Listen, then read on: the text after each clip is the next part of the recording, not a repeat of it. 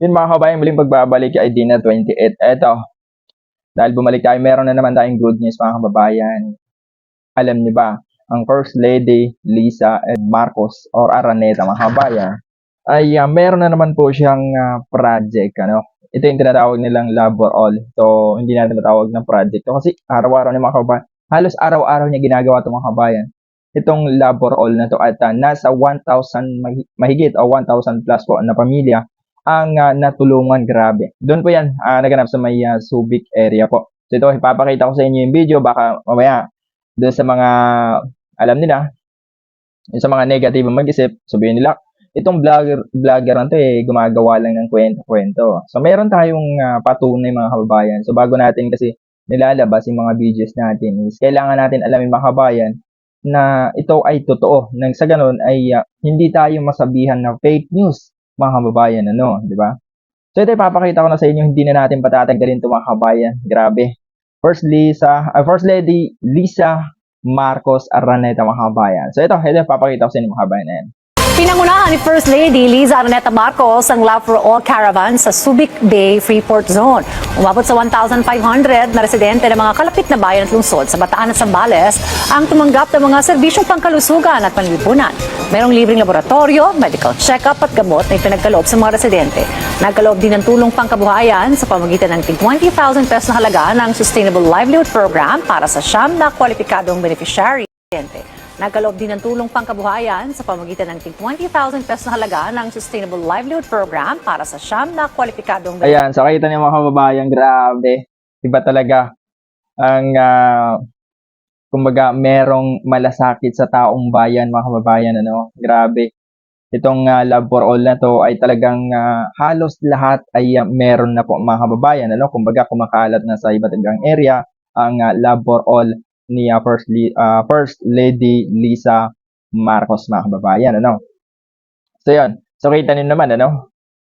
Yung isa dyan, yung sinusuportahan ng mga ibang mga kababayan, wala naman tayo masyadong nakikita na ganito, project, di ba? So dapat is ipakita nila para mapaniwala yung taong bayan. Kasi ganun yung mga tao mga kababayan, yung mindset nila, di ba? Pag wala silang nakikita, sabihin nila, ay do, ganito, walang ano to, walang project tong kandidato na to. So kailangan merong maipakita, di ba? Na kumbaga pruweba na ito ay nagtatrabaho mga kababayan, ano?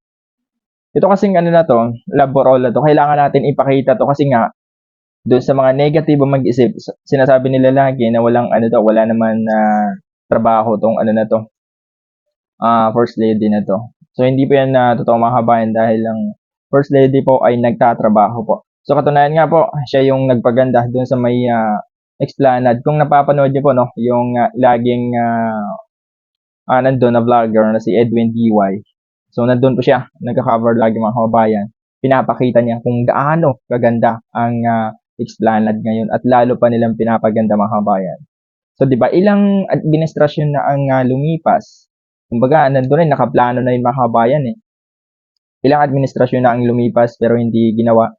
So ngayon lang nagawa ito mga kabayan sa panahon ng administrasyon ng Marcos, yung Explanade. So napakaganda nun kasi isa yun sa mga tourist attraction o tourist spot ng Manila mga kabayan, yung Explanade yan. Kasi ang haba nun eh, mula doon sa Dunes Bridge, papunta na doon sa malapit sa dulo ng Intramuros po mga kabayan, ano? Ang tinutukoy ko ay doon sa Port Santiago po.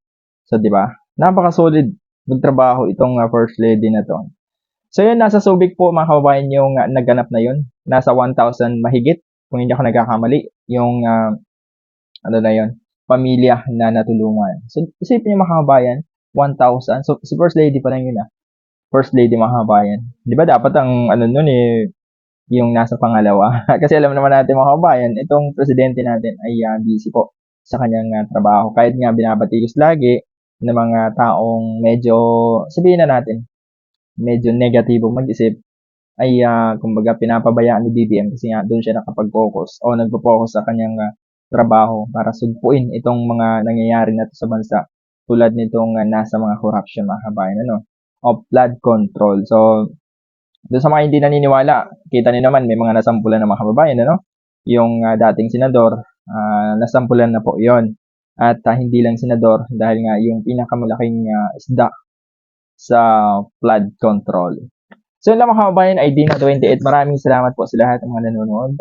Sa mga hindi pa po nakapag-like, please like po dito sa baba, like and share and subscribe, ID na 28.